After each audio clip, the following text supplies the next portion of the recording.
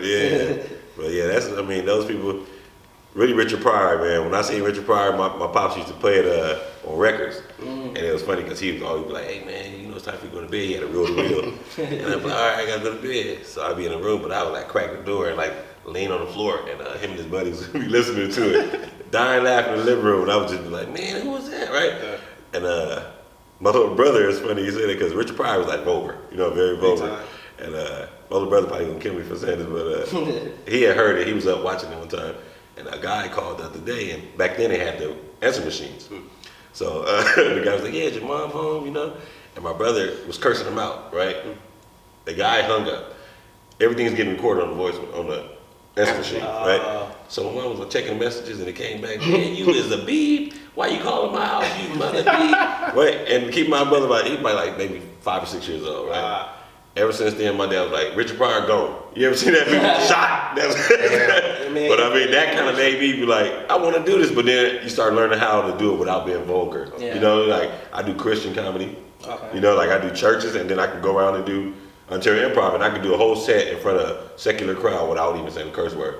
And I feel like that's, you know what I mean? Because some people don't want to hear F-bomb, you know what I mean? So a lot of cats can't do that. They go out there, every word out their mouth is MF this, B this, and you know what I mean? And you gotta think, like, you got women out there, especially if you got kids, you don't want them to be able to, Exactly. But I mean, sometimes, I mean, you can find some footage of me where every word that came out of my mouth was that, so I can't, I can contradict somebody, but I'm versatile, so thanks to Richard Pryor and all the different comedians paving the way. True. So what's your guys' next biggest move or your next goal that you guys have set out? Shoot, next goal for me probably would be, because I've already received money off Instagram, clothes, shoes, girls. It goes down in the DM. It does. It really does. Okay, so what are some offers that you did get there? I mean, what do they send you? And how does that work? It's like advertisement or? Well, are you talking about the girls or what are you talking about here? Okay, this is how it works. The DM comes with different things. I don't have somebody like us. For instance, another comedian, they'll say shout out for shout out, or if they're real small, they'll offer you how much to post their video on your page type of thing. So you give them a little set price or whatever for an hour or a day, whatever it is. The other ones you have is promos where they say, hey, I'll send you some shirts or whatnot. Can you do a skit in them and tag us in it? Oh, wow. That's how you get the clothes. Yeah. Another one would be, what have I seen? I've seen auditions where you try out for certain roles. They want you to come down here and try out for something, do a reading or something like that. It's another one I've seen. As far as that, that's probably basically it for the promos. And for the girls are, man, I'm like, girls are dudes, bro. They just straight up send it to me, or send me yours. I'm like, what? Wait a minute, I didn't even ask for this.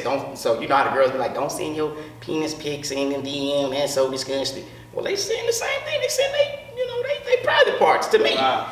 I mean, I look at it for a minute, and I get out of it. Some of them I'll be like, oh my goodness, man. Let me ask you this. What's the craziest thing you got in your DM? Craziest thing, man. I had a couple crazy things. I had one where I put something up where you know how you have those things where it says, tell me something in my DM, I won't tell anybody what you've always wanted to say. Yeah.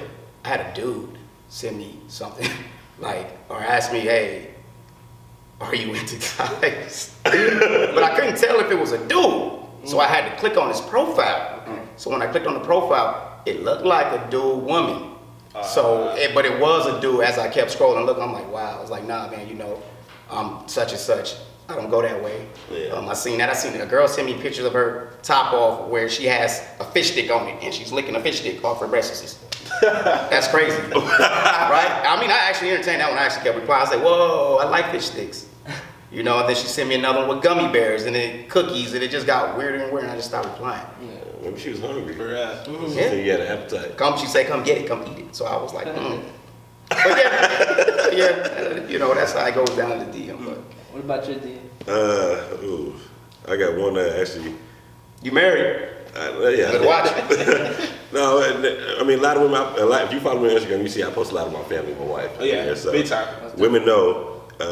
If you got bold enough to still saying something, my wife was on there, I look at that as a form of disrespect toward my wife, so you immediately getting blocked or something, you know what I mean, whatever the case may be. But anyways, I had a girl DM me and she said, oh, I came to your comedy show, me and my man, and you told us that you said I had horse hair and my man had horse teeth. And I said, yeah, you guys should have stopped horsing around. But and after that, I said, did I hurt your feeling? You know, when she told me that, and I remember them because I did say she had horse hair, he had horse teeth, so they should stop horsing around. And I said that on stage. Cold blood. And I said, did I hurt your feelings? She was like, no. She was like, we were just talking about it. And he said, find him on Instagram and tell him, right? And I laughed until this day. She was like, you should follow us back. So I followed both of them. Yeah. But that just gave me an idea, like, man, some people really, you know, they listen to that stuff and they take heed to it. You think it's a joke. Tomorrow they'll forget about it. But you know what I mean? I run into people sometimes in the mall, like, man, I see you in Ontario, man. You did. I'm like, what? What was this? They were like, yeah, you said it like back 2 years ago. I'm like, man, y'all remember? So it lets you know that certain things that you say, people gonna remember it. You know what I mean? So that's why I said, come to the point where you gotta watch what you say, because you can say some stuff that hurts somebody's feelings, and then you can walk in the mall 2 years later, get socked in the back of your head, you don't know why you got socked. Just because you know what I mean? So, I mean, we gonna fight, but